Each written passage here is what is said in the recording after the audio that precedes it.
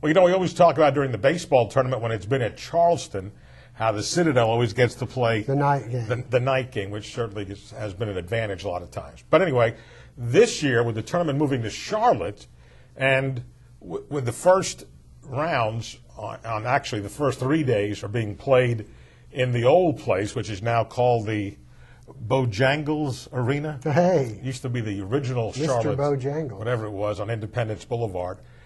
I'll tell you, I think I told you the story. I actually went to a wrestling match there. Oh, yeah. Before we played the UNC Charlotte there one night when I came in a day. Is that when you were on TV? Unfortunately, yes, back in the old days. But guess what's going on, and this is great planning by the Southern Conference. Guess what's going on at the same time? Wrestling. No. It's not wrestling. But what is going on? The reason that we're not allowed to play in the big building, the Time Warner. ACC Championship. No. There's a couple of NBA games. On Friday night, the Los Angeles Lakers are in town. Oh, okay. Hey, we can get that while we're there. On Saturday night, which is the reason they moved Davidson to the afternoon if they're still there, the Golden State Warriors are there with Steph Curry. There you go. So they think the Davidson They'll get people, a little bit of a crowd there. They think the Davidson people might rather go to. That's a good one. So anyway, that's good excuse. So they'll have to adjust the brackets, assuming Davidson's still around. Now, if Davidson goes ahead and loses early, then it wouldn't be a problem. But I think they probably won't have to play on Friday. Anyway, we'll see how that. And Steph's doing pretty good.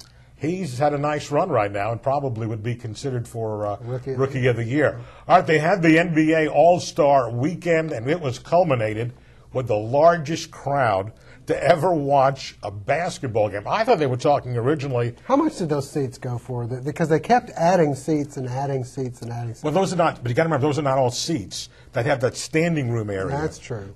But see, it doesn't matter. You're like in the building.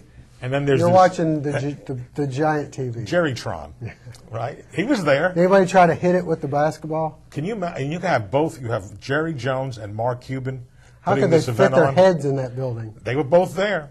And I'll tell you what, I thought it was a heck. The NBA does it a little differently with the introduction. Did you see this? They kept showing the setup. Yeah. It looked kind of neat the way they had the floor. Well, they have played at a college basketball game in there before, so it's not the first game, but 108,000 plus. The TNT guys were complaining that they were down at eye level. It's kind of like watching it at Vanderbilt. I was going to say you should have felt like, but normally the broadcasters at Vandy are up top. I think. Well, I like the fact that you had a lot of room. You noticed when, I think LeBron one time dove out to get it, and he wasn't diving into the crowd. No, there was separation. There was room there, and that's what I always liked about Vandy. When people would go for loose balls, you had some room. You weren't going into the seats. Yeah, the heavy hitters had some deluxe seats. Yeah. Did you see the crew? Spike Lee and what did they announce? Ludacris was there.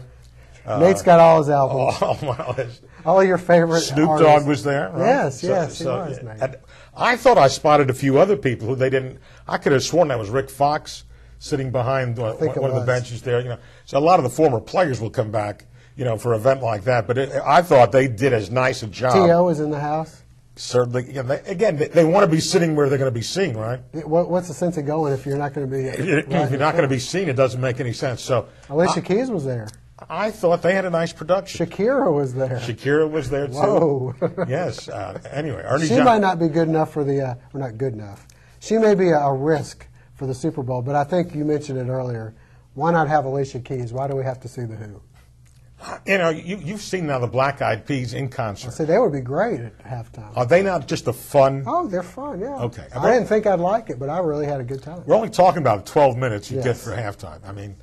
But we'll see what they decide. NBA All-Stars, they do it right, don't they? And it turned out to be an entertaining game. It was not a blowout.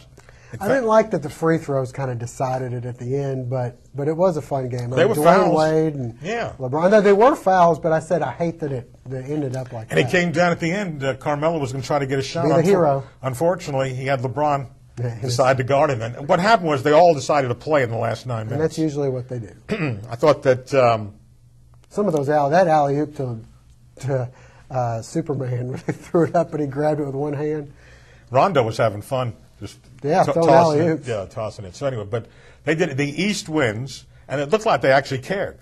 at the end. NBA cares. They did, okay. We also had the NASCAR race, which took a lot of time yesterday. I thought it was fun racing at Daytona, except for the big delay. They had their halftime with about 80 laps to go. The pothole. Nobody was out there singing. McGraw was done. He did a great job before the race, and they always have a great start to everything, with the whole spectacle of everything. But did they call for the state employees to come out and fix the pothole? they were trying to fix it there. But can you imagine? The TV crew has got to.